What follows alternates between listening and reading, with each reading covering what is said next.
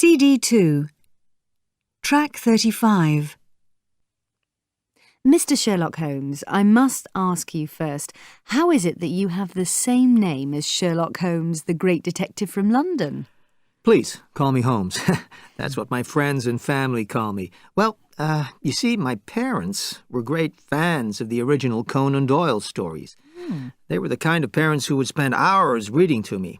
And my father, especially, would spend hours reading the Sherlock Holmes adventures to me, even as a child. Really? Yes. And when I was born, they discussed a number of first names. They wanted to give their son a name that was uncommon, but also that represented something special.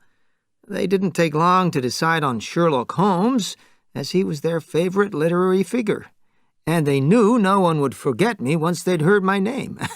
And boy, were they right. So how do people in general react when you introduce yourself to them? Well, I get all kinds of reactions, really. Everything from the usual, "Where's Dr. Watson" type comments to people just thinking I'm being funny. I can imagine. And do you mind? Oh, no, not at all. I'm a pretty easygoing person, and I've never minded. No. I think the best reaction was when I was in San Francisco one time. I went into an electronics store to buy a TV. The clerk behind the counter was a young lady about 18 or so. After noticing the name on my credit card, she stared at it for about 10 full seconds.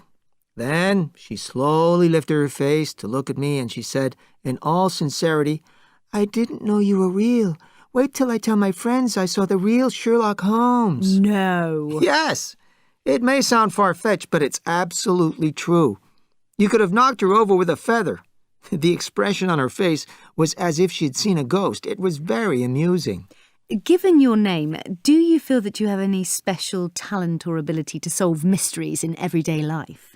Well, I will say that having such a name does mean that people often turn to me if anything unusual happens.